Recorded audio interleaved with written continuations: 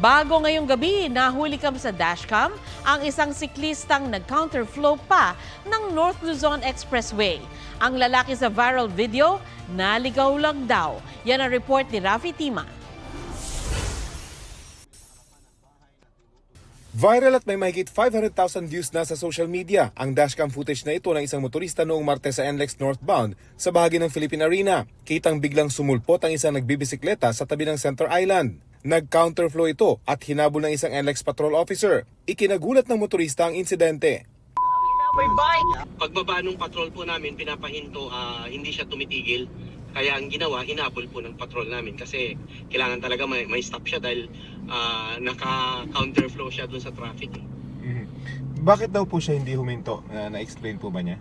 Hindi rin po na-explain nung kasi parang napaka-konti lang yung salita niya, basta ang narinig lang sa kanya nagpapasalamat, yun lang po. Hindi siya makausap ng maayos. Hindi na nakunan pero huminto rin ang siklista. Agad siyang isinakay sa patrol car at inilabas ng expressway. Pinakawalan din daw siya. Ayon sa NLEX, tuliro lang daw ito at tila nawala kaya pumasok sa expressway. Parang tinuruan lang siya na dumiretso po doon at mukhang hindi niya alam na expressway, so naliligaw po siya. Wala pang reaksyon sa GMA Integrated News ang bicycle rider. Bukod sa lubang delikado ang ginawa ng siklista, ayon sa NLEX, bawal sa expressway ang mga bisikleta alinsunod sa batas. Yun nga, yung mga signages po natin, kumpleto naman po. Error din lang niya talaga yung pagpasok niya. Paalala ng pamunuan ng NLEX sa mga motorista, doble ingat, lalo na sa mga entrance at exit ng expressway.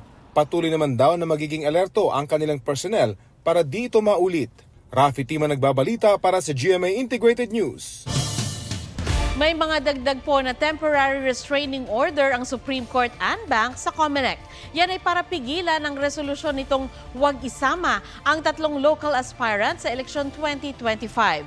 Pansamantalang pinatitigil ang COMELEC sa pag-dismiss nito sa petisyon ng isang kandidato para sa substitution at inclusion sa opisyal na listahan ng kandidato.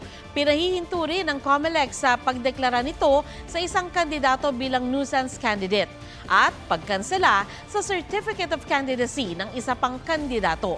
Sabi ni COMELEC Chairman George Erwin Garcia, hindi pa naman sinisimulan ulit ang ballot printing kaya wala silang problema sa pagtalima sa panibagong utos ng SC. Matatandang itinigil ang pag-iimprenta ng mga balota kasunod ng naunang utos ng SC na isama sa balota ang pangalan ng 5 aspirants. 6 na milyong balotang naimprenta na ang sisirain. Sugatan ng isang binatilyo sa General Santos City ng saksakin ng kaedad niyang binuli umano niya. Selos at utang naman ang sinasabing dahilan kaya pinatay sa saksak ang isang lola sa Pangasinan ng kinakasama niyang mas bata ng halos 4 na dekada. May report si Jeric Pasilyao ng GMA Regional TV. Ang pagsasama ng 72 anyos na lola at 33 anyos na lalaking kinakasama niya sa Aguilar, Pangasinan, malagim na nagtapos ng patayin sa saksak ng lalaki ang lolang ka-live-in. Tumakas ang sospek pero natuntun ng mga pulis sa kanyang bahay sa Bayambang. Ang posibleng pinag-ugatan ng krimen, selos at utang.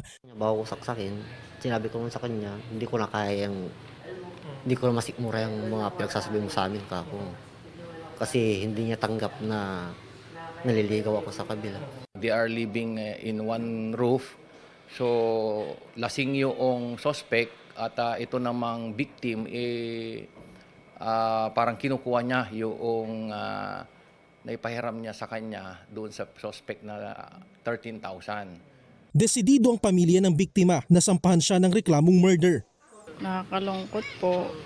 Kasi siyempre, ayun, biglaan po yung nangyari. Hindi namin sukat akalain na ganun yung kahantungan sa nanay ko po. Sa isang internet shop naman sa General Santos City, biglang tumayo ang isang lalaki at inundayan ng saksak ang katabi niya. Inambahan din niya ng saksak ang isa pa. Isinugod sa ospital ang biktimang 17 taong gulang. Kaedad lang niya ang sospek. Ayon sa pulisya, pambubuli ang ugat ng pananaksak. Katong suspect gibuli sa victim sa internet cafe, baligin na siya nga baho. Nasuko tong suspect, tinamurag na wala sa iyang wisyo, kita siya kutsilyo, matoy gidunggab niya dayon tong isa, tong nambuli sa iya. Sumuko ang binatilyong nanaksak at nasa custody na ng DSWD. Isinuko rin niya ang ginamit na kutsilyo. Sinusubukan pang makuhanan ng pahayag ang kanyang pamilya. Di nagbigay ng pahayag ang may-ari ng internet cafe pero nangako raw itong masihigpitan ng seguridad sa establishmento. Jarek Pasilyaw ng GMA Regional TV nagbabalita para sa GMA Integrated News. Hindi na bata kundi 22 years old na ang babaeng sampagita vendor sa viral video ng pagtaboy ng isang mall o isang security guard sa isang mall. Galit man ang kanyang pamilya sa nangyari, wala raw silang balak idemanda ang gwardya. May report si Chino Gaston. December 17 pa nakuna ng viral na bidyong ito ng pagtaboy ng isang gwardya sa binansagan ng netizens na Sampaguita girl ayon sa Mandaluyong Pulis. Kagabi, pinuntahan ng Mandaluyong Pulis ang tirahan ng babaeng nasa video na itatago natin sa pangalang Marie. Taga-Baysa, Quezon City siya. Kanina naman, DSWD ang dumalaw. Wala si Marie. Pamilya niya ang nadatnan nila at binigyan ng 20,000 pesos na tulong pinansyal. Kwento ng kanyang mga magulang, talagang gumagawa at nagbebenta sila ng Sampaguita garlands. Balik pa rin po kami para tingnan natin kung paano rin po mapalago ang inyong Sampaguita business. Ano po, Nay? Kaya gano'n na lang daw ang galit ng mga magulang ni Marie nang mapanood ng video.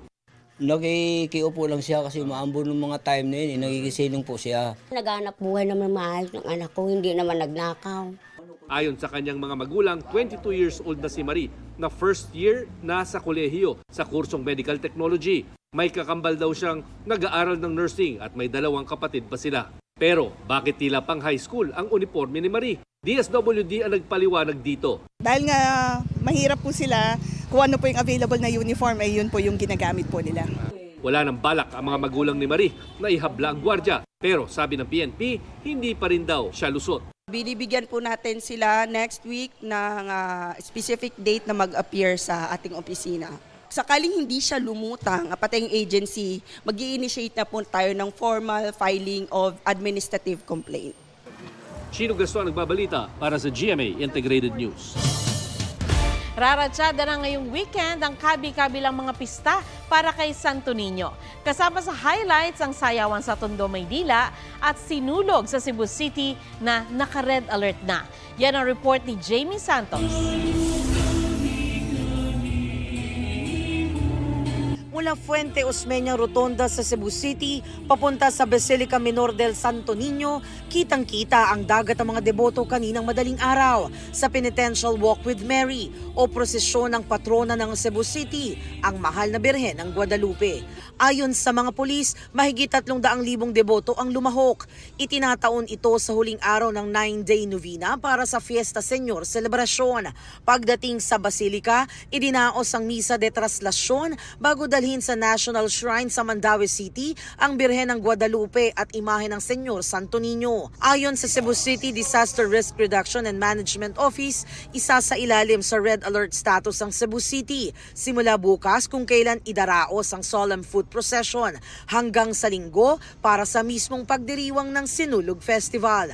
Ang ikalawang pinakamatanda naman nasa Archdiocesan Shrine of Santo Niño o Tondo Church sa Maynila. Ngayong weekend din ang kanilang pista at kabilang sa mga pinaghahandaan ng ilang lalahok ay ang Lakbayaw o Lakbay Sayaw.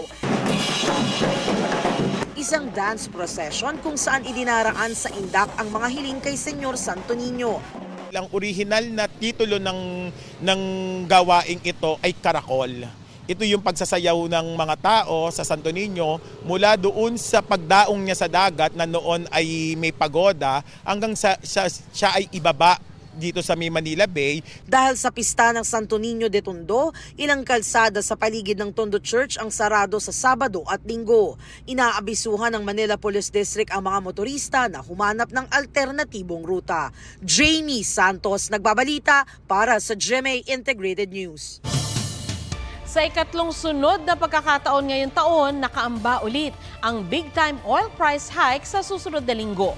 2 pesos and 30 centavos hanggang 2 pesos and 60 centavos ang posibleng dagdag presyo sa kada litro ng diesel.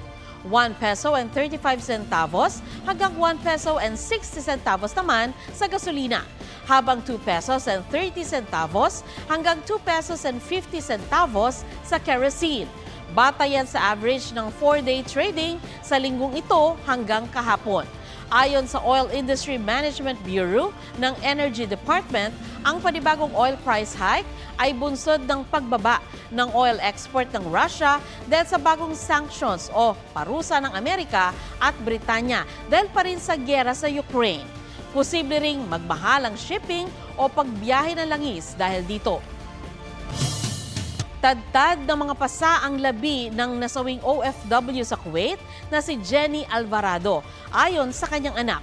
Siya ang OFW na napagpalit sa katrabahong taga-Nepal ang bangkay ng iuwi sa Pilipinas. May mga pasa rin daw ang nasawing Nepali. Dahil dito, kumbinsido ang pamilya Alvarado na may foul play sa pagkamatay ni Jenny. Taliwas sa idinahilan ng kanyang amo na suffocation sa coal o uling. Ayon sa Department of Migrant Workers, hindi inotopsy ang bangkay ni Alvarado sa Kuwait. Gayon ito inotopsy ng NBI. Pinag-aaralan na ng DMW ang mga legal na aksyon. Huwag magpahuli sa mga balitang dapat niyong malaman. Mag-subscribe na sa GMA Integrated News sa YouTube.